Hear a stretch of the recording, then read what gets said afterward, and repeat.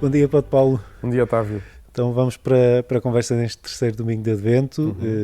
Começam a ser dias também muito especiais para mim, pessoalmente. Começam as missas do parto, na Madeira, que são o momento em que de repente nós nos apercebemos que estamos mesmo a chegar à festa. Ui, já estamos ali. Como lhe chamamos. A vislumbrar. Nem lhe chamamos Natal, chamamos a festa. A festa. Não precisa de mais complementos. Isso para mim é muito bonito. Esta terceira conversa tem um título que quer ser um pequeno desafio, porque já falámos das prendas e dos presentes e eu, aqui, olhando para o que o Papa escreveu, surgiu-me uma expressão, o Natal dos embrulhos vazios.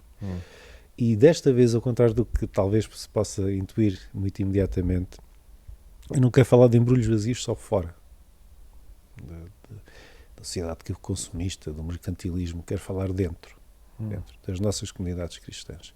O Papa escreve que o cristianismo se esqueceu da ternura da fé, que para mim foi uma frase muito marcante. Ele tem insistido muito nisso. Que melhor altura para redescobrir esta ternura da fé do que o Natal. Sim. Só estava-te a ouvir, estava a pensar que o Papa Francisco, não é?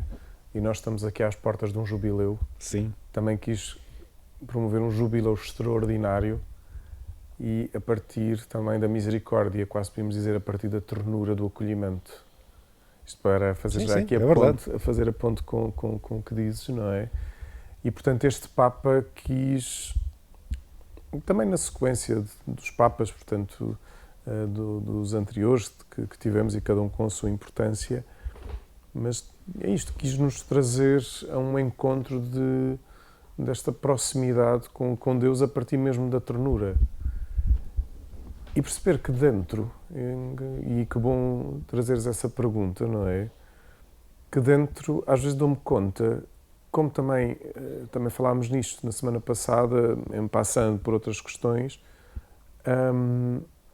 pode haver tanta competição de espiritualidades, competição de modos de estar, tensões a provocar, porque vou usar aqui a linguagem simplista, porque é mais progressista, é mais conservador, é mais... Se me permites, até digo uma coisa que eu partilho muito com pessoas, até não necessariamente a respeito de religião, mas acho que faz muito sentido aqui, que é a ideia de que, em vez de procurarmos todos juntos alargar espaços, estamos a competir pelo espaço que existe. É isso. O que é surpreendente. O que é surpreendente, não é? E sobretudo este Deus que encarna, e já que vamos usar a imagem da luz, o que é que a luz faz? A luz não concentra, espalha. E, portanto, expande-se, a luz expande-se. E que, de facto, há um perigo de nos esvaziarmos, para voltar ao que dizias ad intra, não é? De esvaziarmos a procurarmos afirmações, quase certezas de lugares e dessa luta do mesmo espaço, do que a possibilidade de expandir possibilidades, conhecimento. Eu vou interromper já, porque eu tenho de aproveitar. Eu acho que há aí duas palavras fundamentais. Uma delas é a certeza. A certeza é um lugar imóvel. É muito perigoso. É um lugar imóvel. A verdade é-nos apresentada como caminho. É isso. Em Jesus. Não como um lugar imóvel. E acho que esta tensão é muito visível. E recordando, olha, já que estamos em encíclicas, não é? Sim. Recordando a Fratelli Tutti, que o Papa por 3 vezes, pelo menos, que me recordo que me ficou quando a li, fala da verdade como poliedro. De facto. Que é uma das imagens do pontificado. É isso que é. Ou seja, de facto, não é há verdades, há verdade, mas como uma experiência de poliedro. E que cada um, desde a nossa perspectiva limitada, vê uma parte, mas quando nós nos permitimos encontrar a verdade, que é Jesus, que é dinâmica, que é caminho e que é vida, não é? Que é vital e que também é este dinamismo da vitalidade, não é? Podemos nos permitir viver a experiência do encontro e um testemunho de...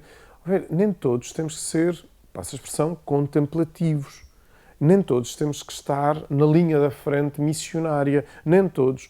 Agora, quando nós nos permitimos perceber que eu, passa a expressão, com as minhas irmãs carmelitas ou clarissas de clausura ou cartuchos que têm uma vocação mais contemplativa, mas têm uma vocação contemplativa que ajuda quem está, digamos, na linha da frente, numa evangelização, a perceber que também há aqui uma força de complementariedade. Eu gosto muito desta expressão da complementariedade, nos complementarmos. E o vazio, enfim, eu poeticamente também acho interessante o vazio. Gosto até de traduzir, aproveitando, brincando sempre com esta coisa da luz e sombra da realidade, não é? Porque nem toda a realidade é positiva, nem toda a realidade é negativa, também pode haver positivo e negativo conforme esta perspectiva. E o vazio, não é? Quando a gente olha, enfim, até o Eclesiastes, vaidade das vaidades, tudo é vaidade. E a nossa tendência é ir à vaidade moral, e então logo é negativo. Que é uma coisa intraduzível, na verdade. É isso, não é? Que é intraduzível quase, mas entende-se quando falamos da palavra vaidade, vaidoso ou vaidosa. Já veio traduzido por vacuidade, que liga mais ao vazio. Ao não vazio. É? E vazio dos vazios, tudo é vazio. E eu posso fazer uma interpretação interessante que é: vazio significa um espaço que pode ser preenchido. E pensando na experiência até de maternidade, e já que estamos no Natal, e enfim, também aproximar os textos também da concepção, não é? É muito interessante, não é? Até na mulher, a experiência do útero. O útero está vazio e prepara-se para receber. Isto é, para mim, é belíssimo. O útero prepara-se, vazio, prepara-se para receber vida. Aliás, não é por acaso que o Antigo Testamento fala em útero divino. É isso, não é? O vazio é um espaço que pode ser preenchido, não tem que ser necessariamente negativo. Torna-se negativo quando, no fundo, quase entra numa competição, quando, claro, há esta experiência, não é, de, digamos, como que deste vazio de superficialidade que não é preenchido de existência, mais do que coisas, ser preenchido de existência. E na experiência de igreja, e na experiência das nossas comunidades, mais do que uma competição por esta ou por aquela espiritualidade, quando cada um dá o nosso melhor, centrados em quê? Em Cristo. Ele é que é o centro. A minha espiritualidade não é o centro. Aquela espiritualidade não é o centro. Esta perspectiva, vou-lhe chamar outra vez mais progressista, mais liberal, ou mais conservadora, ou não sei o quê, não são o centro. Porque quando nós absolutizamos essas realidades, estamos a esvaziar o centro. Agora no sentido negativo. Sim. Estamos a perder o centro, que é o próprio Cristo. E Ele é que nos vai desafiar, não é? Porque, vamos ver, Ele nasce, cresce, e quando vai para a vida pública, curiosamente, o grupo que escolhe, nem todos pensam o mesmo. Longe disso. Longe disso, muito pelo contrário. Temos até as tensões, e depois a gente vê, sobretudo em Atos dos Apóstolos, não é? Portanto, os concílios, a diversidade ajuda a abrir perspectivas, não tem que ser uma coisa negativa. A diversidade e, no fundo, a pluralidade ajuda a abrir perspectivas em que de diferentes realidades podem se encontrar ou podem se identificar, mas para quê? Para o mesmo centro, isso é que é fundamental. Enfim, esta série que tem saído, The Chosen, os escolhidos, não é? Que tem representado mais, no fundo, os discípulos e no fundo, uma outra vez, a vê-los a ver diferentes perspectivas. E eu fico a pensar, pois, porque no fundo esta é a realidade, as comunidades são assim. Porquê? Porque a nossa educação, cada um na nossa individualidade, vê algo novo. Só que, se eu acho que o meu algo novo é absoluto, então estou a cair no perigo da falha do primeiro mandamento. Deus sobre todas as coisas. Quando eu percebo que o meu algo é novo, mas é um novo que, no fundo, tem que ser integrado e partilhado, então, de facto, a comunidade, mais uma vez, a luz espalha-se. Gosto muito da experiência cá está, fazemos aqui o ponto, a Natal e a Páscoa andam juntas, mas no fundo também, vamos lhe chamar do nascimento em Páscoa, não é? Que é a Vigília Pascal. Começa com o Sírio, que é o centro, a benção do lume novo. Começa com o Sírio. E se vivêssemos bem, se não houvesse eletricidade nenhuma, a Assembleia começa a ser iluminada a partir das pequenas velas, que são iluminadas desde onde? Do Sírio. E quando nós permitimos que essa luz venha do centro, não é? Portanto, a minha vela, a minha luz, que tem uma característica, tem uma realidade, tem uma história, então há uma possibilidade de encontro. E esse tal vazio, que eu acho que de facto é o perigo, e tenho assistido às vezes até a discussões e a tensões e a coisas até menos simpáticas, que depois dão um testemunho, vou usar a expressão também, enfim, para fora. Então, mas espera aí, eles não se entendem e vão dizer a nós para nos entendermos? Não bate certo. Sim, é um risco. É um risco. Mas quando nós nos permitimos este entendimento, de facto, se calhar a expressão teológica mais profunda é a comunhão, quando nós nos permitimos esta comunhão, então também podemos, de algum modo, não é ensinar a sociedade, mas é a sociedade, volta aos Atos dos Apóstolos, vejam como eles se amam. Isso é que me vai desafiar. O que é que está ali a acontecer? O Papa Francisco, além da expressão da ternura da fé, fala também da alegria do serviço, como estas dimensões marcantes. É algo que está aqui subjacente nesta conversa. É uma fé que se expande. É, porque às tantas, vejam como eles se amam, porque o Papa também fala nisto mais à frente, não é?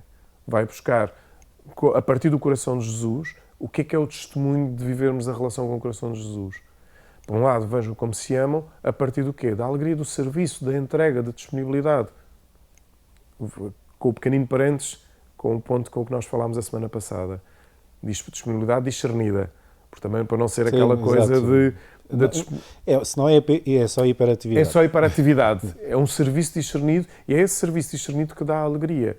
E dá alegria a perceber que nós estamos, e repito, em colaboração, em comunhão, o melhor possível uns com os outros. E atenção, e comunhão não significa concordarmos com tudo, aceitarmos tudo, porque cá está, vamos outra vez aos primeiros concílios, não é?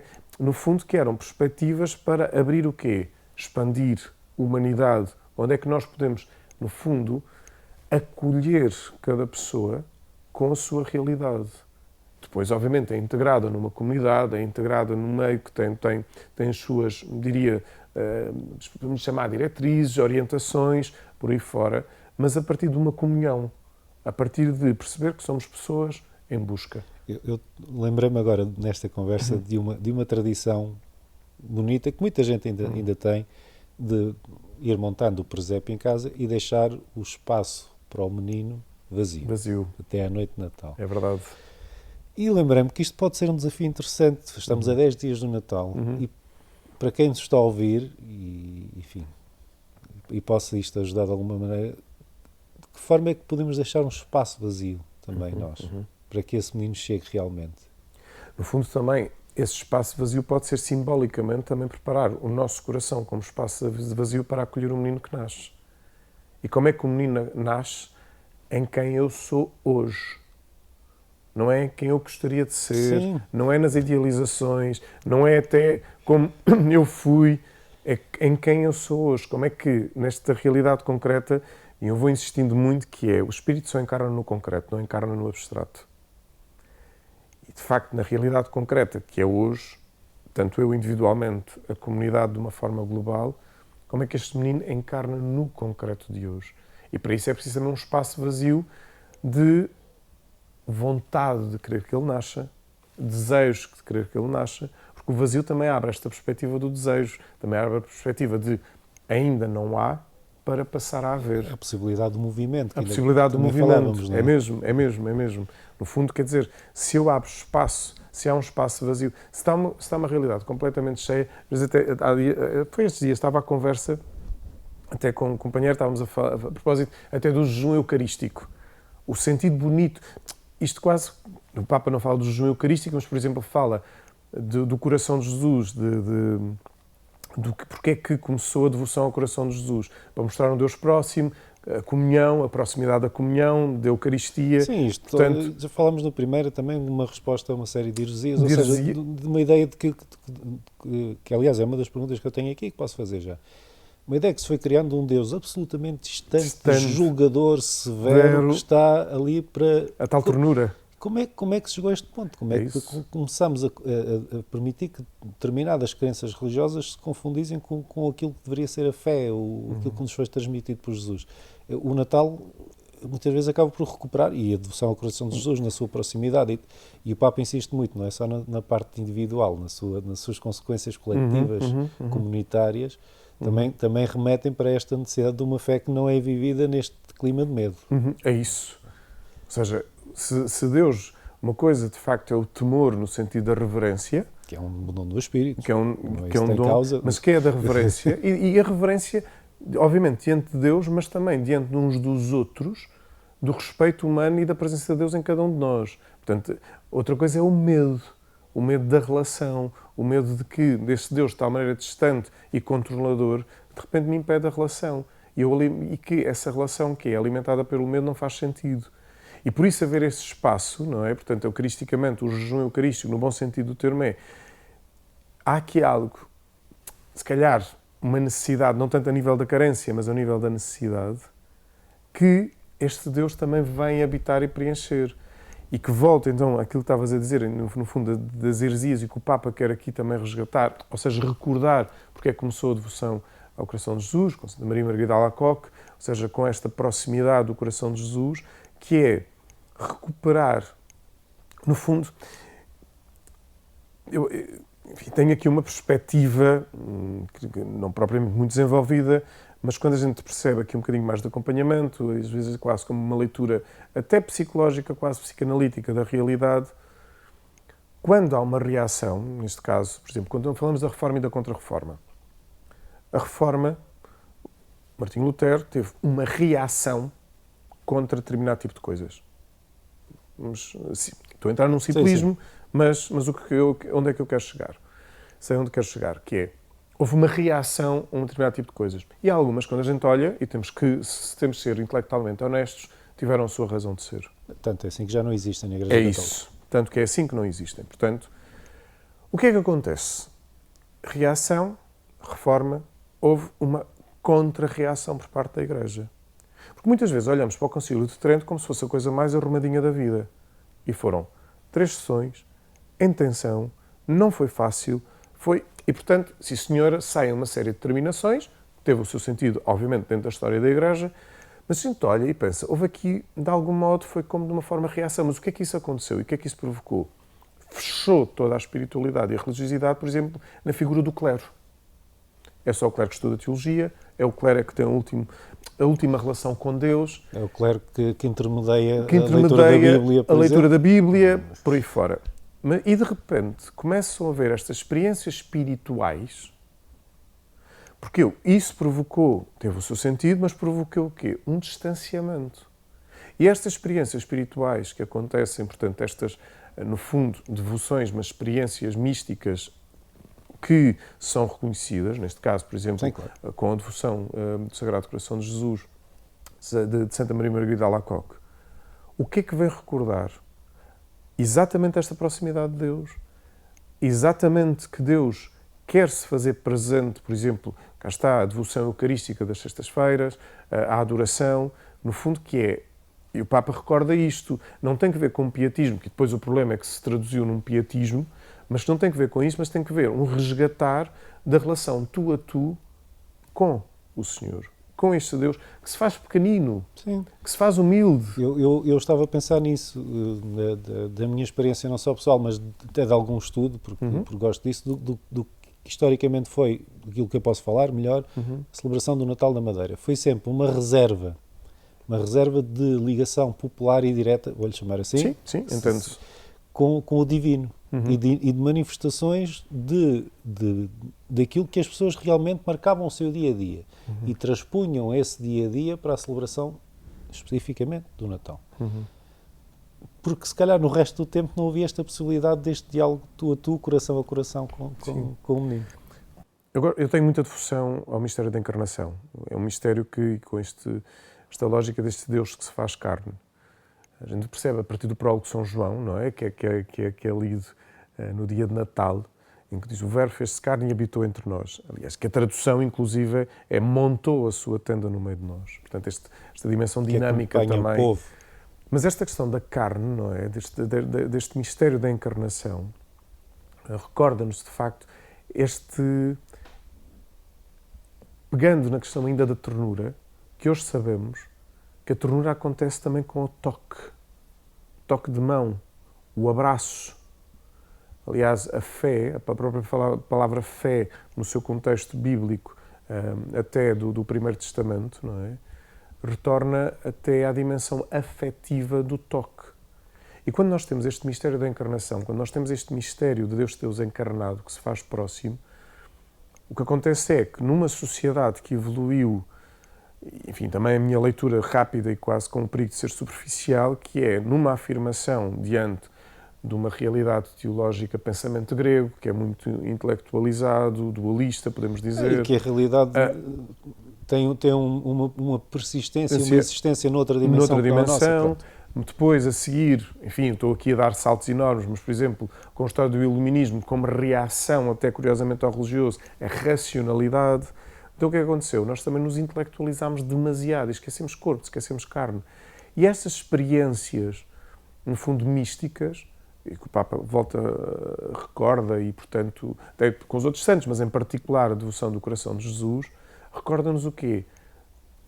Este toque, esta proximidade. Sim, é um Deus que se faz próximo. O divino não está no abstrato. O divino não está no inalcançável. O divino também está no tocável, Nem a fé, no palpável. nem a nossa fé é um conjunto de ideias. É isso.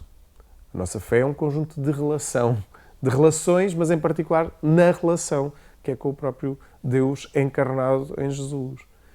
E quando nós, por isso é que eu digo, não é? Quando nós saímos de reações contra reações para uma integração e para uma colaboração, para uma comunhão, para o corpo de Cristo místico, enfim, que tem no fundo este lado de todos a iluminar para o mesmo, que é ajudarmos a nos humanizar, porque eu acredito muito que é, quanto mais nos humanizamos, mais nos divinizamos.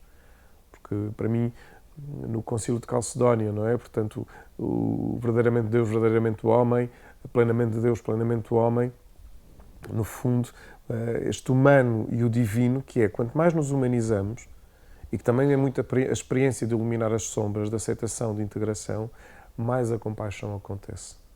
E quando nós nos permitimos isso, temos estado a dizer nas outras semanas, e repito, que é exigente, e até a própria experiência, até a própria experiência do Natal não foge disso, não é? Não tinham lugar na hospedaria, a própria experiência, quando a gente fala de Maria, não é? Com a Anunciação, se a gente quer ir mesmo ao contexto concreto, mas o que é que ali aconteceu, não é? Portanto, é exigente também. O próprio José, que tem que ter um ato de fé brutal. Colocam a sua vida em risco. Colocam a sua vida em risco. Às vezes não temos bem noção do que é. Portanto, porque é o perigo da romantização das coisas, não é? Mas quando fazemos a verdadeira experiência espiritual do mistério da encarnação, é o nosso desafio de crescimento. É o desafio também de crescermos enquanto pessoa. E o mistério da encarnação, nós enquanto corpo, enquanto carne existencial que somos, e carne de relação com Deus, enfim, Adolphe Guéchet, um ator que eu trabalhei, o teólogo que trabalhei na tese, dizia: o que é que o mistério da encarnação provoca? Por um lado, toda a carne se torna divina em Cristo. E toda a carne, ou seja, nós estamos passíveis de sermos Cristo, com Ele sempre. Por isso é que eu gosto muitas vezes de distinguir: uma coisa é a divinização, outra coisa é um endeusamento. E acho que nós, na nossa sociedade perigosamente desencarnada, que está a perder a noção do concreto, vive em idealizações, fantasias, às vezes até mesmo enquanto igreja, que também perde uma espiritualidade e vive só a religiosidade do cumprir, também é o perigo da desencarnação. E quando temos esta proximidade, então somos divinos com Ele. Porque é muito bonito, nós somos chamados a participar da vida divina. Liturgicamente, juntamos a água ao vinho, temos aquela pequena oração. Sim. Pelo mistério desta água e deste vinho, somos participantes daquele que assumiu a nossa humanidade. Da divindade daquele que assumiu a nossa humanidade. Ou seja, então, todo este mistério de Natal, todo este mistério da proximidade que o Papa nos fala, deste coração de Jesus faz próximo, é para quê? Para que nós possamos ser divinos. Nós participemos dessa divindade. Então, este mistério de Natal, não é? Este mistério deste coração a coração, é um convite a uma relação profunda com Deus, mas esta relação profunda com Deus leva ao quê? A uma abertura ao outro. Porque quanto eu mais me abro a Deus, mais me torno compassivo. Isto para pegar no início da nossa conversa, sim, a ternura.